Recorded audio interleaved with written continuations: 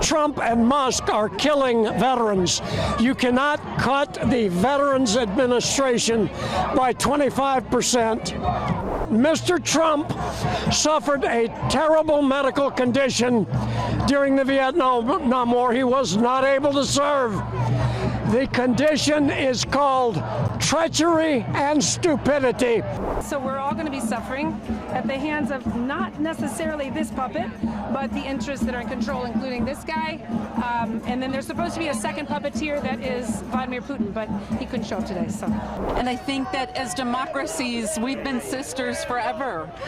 We've had plenty of people fight and die for our right to vote, for our right to have a say in our governments. The power-hungry have seized our country and our nation, those and with they're major seizing our wealth. democracy. This is Putin's plan to destroy and disrupt the West and the Western alliances. And he's got the perfect puppet.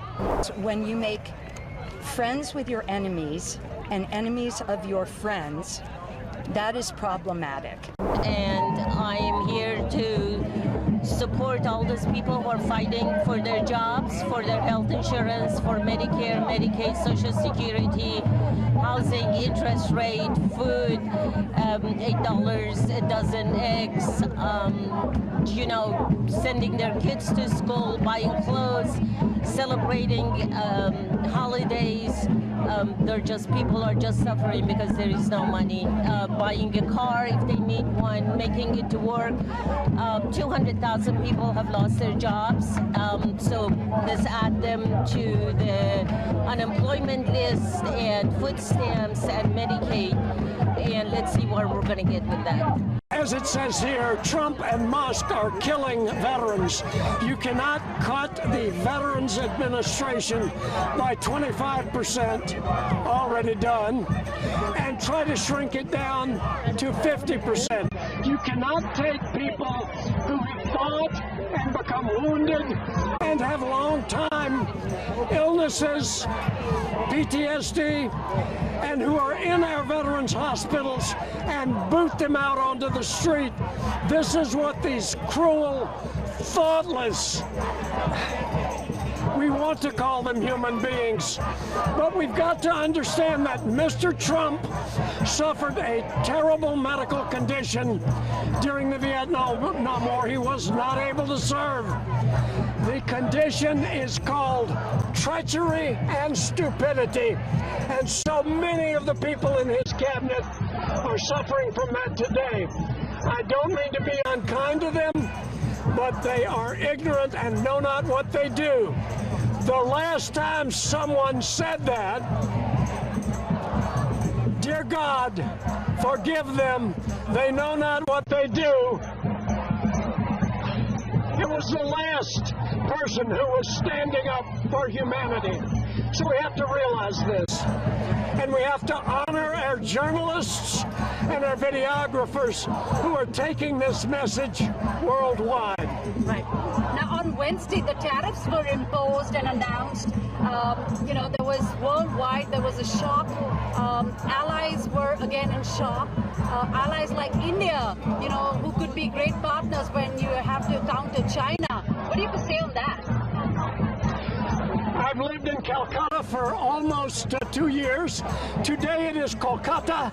It is Kali's city, a city where a goddess, a great and powerful feminine force, still resides. That force resides all over India, and it resides all over the world. I am standing on the shoulders of my Mother Earth today, and all of these developing and fellow countries who understand the crimes that are going on in the United States are standing beside us. All of us, 20, 30, 40,000 people here at the Washington Monument today are saying, this will not stand. This fellow Elon Musk, this fellow Don Trump, they are going to go down in history just like Benedict Arnold as criminals. When they blockaded U.S. aid, that is called murder by starvation. These people cannot be allowed Trump to remain in power, and as the laws of the United States begin to take effect, these people are going to be going to jail. I think the extreme tariffs that Trump announced are a wake-up call to Americans and to people all around the world to understand that he is a destructive force. He aims to be a dictator. His policies are not good for Americans, and they are not good for our allies and trading partners, including people in the developing world, especially big democracies like India. We should be working with them as partners, not imposing tariffs that will make Americans poorer and make people in India poorer. I might want to call strong men who are really dictators. And he, from the top? Yeah. Trump likes strong leaders. Most of them are dictators. He's shown an affinity for Prime Minister Modi, who of course is democratically elected. I'm hoping that Prime Minister Modi will reach out to Donald Trump and explain to him that these tariffs are bad for Americans and bad for the people of India, bad for everybody in the world. We are on the brink of a global depression, which will be especially hard for poor people around the world. And I hope that Prime Minister Modi will make that clear to Donald Trump. Came today with my Trump puppet, which I've been developing with a lot of help, because I actually don't typically make puppets. But the idea of the puppet is that our leader, our president, Trump, is a puppet of other interests, and with the tariffs this week, for example, they're just a tool to dismantle our country for other interests, which are those that are manipulating this leader who gets to sign executive orders and have stuff happen. So we're all going to be suffering at the hands of not necessarily this puppet, but the interests that are in control, including this guy. And then there's supposed to be a second puppeteer that is Vladimir Putin, but he couldn't show up today. So, What does it mean for allies like India, who are so important to counter China? yeah, I mean, for me, just from my layperson perspective, I'm worried about the impact on my own, ability to pay my bills, but also in our standing in a world, a global economy, but also a global society. That I feel a lot of shame for what is representing our country right now, and I just look forward to a time when we can finally come out of it. And I'm really honored today to greet my brothers and sisters across the globe in India. I have a great love for your country. And I think that as democracies, we've been sisters forever. We've had plenty of people fight and die for our right to vote, for our right to have a say in our governments. It's just shocking that this has happened. It's shocking that half of our country has voted for this. I think they themselves are shocked as well. And how to turn that around when we've gone down this road so far is hard to say. I'm very inspired when I think about Mahatma Gandhi, really. Today I'm here because it is our ocean and it's our salt. And I'm looking, what am I going to do to be the resistance? How am I going to do that peacefully? As for world commerce and world exchange, we have so much to give to each other. We have so much to learn on how to live together as a global community.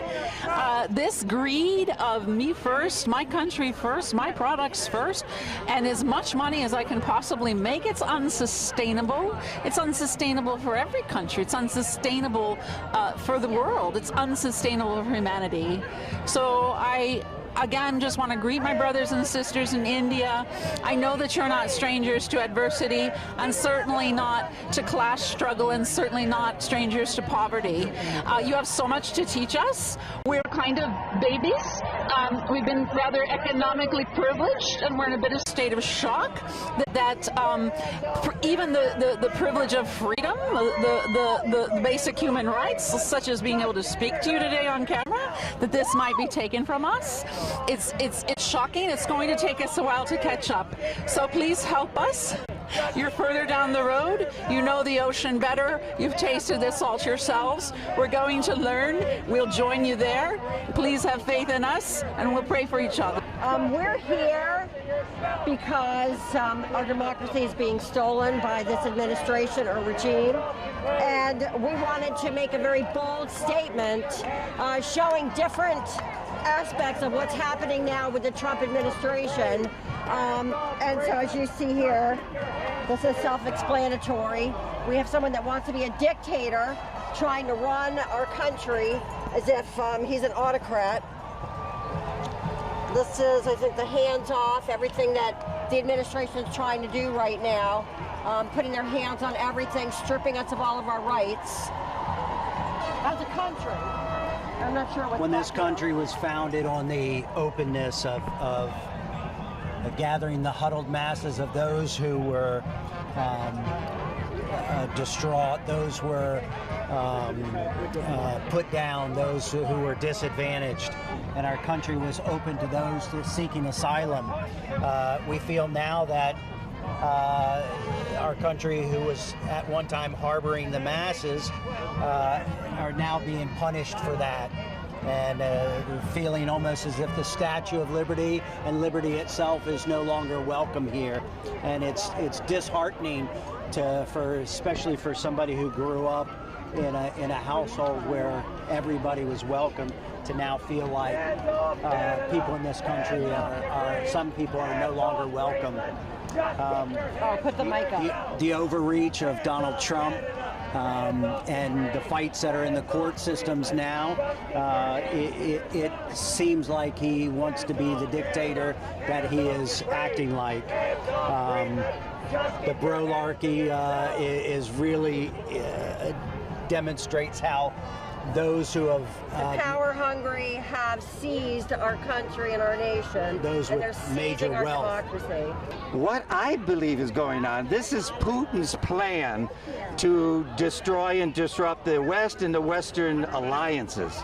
And he's got the perfect puppet in Trump. And so he's got Trump doing his dirty work by putting these tariffs.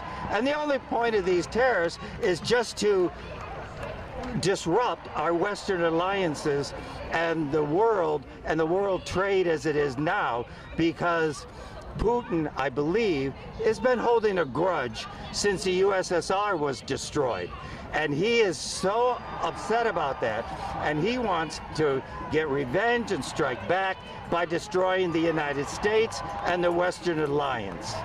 He's doing a great job disrupting the United States from our allies. They're more than just Western allies. He's doing a great job doing that. But he might end up having a world that's even stronger, though, when all these countries don't just sit back and let the United States do the leading on everything, and they're capable of standing up and uniting against Russia. What about strategic partners like India in the Indo-Pacific? Imposing tariffs on them, what does that mean? That's no more sense than any of them. Why would he be putting tariffs? They already have trade agreements, and we already have established trade systems. There may be some tariffs on certain items, but it's already agreed to.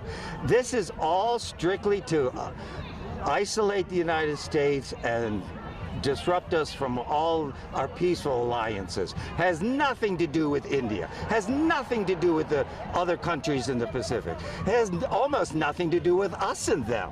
This is just Putin's way of striking back, and he's got a hold of the government here in the United States, which is a very powerful tool. In part, I'm here, and this dovetails with your question, because when you make friends with your enemies and enemies of your friends, that is problematic. And when you further reinforce that through tariffs, which, by the way, do not benefit the American people at all, then this is problematic at every level, ideologically, economically, and morally. So this is why I'm here.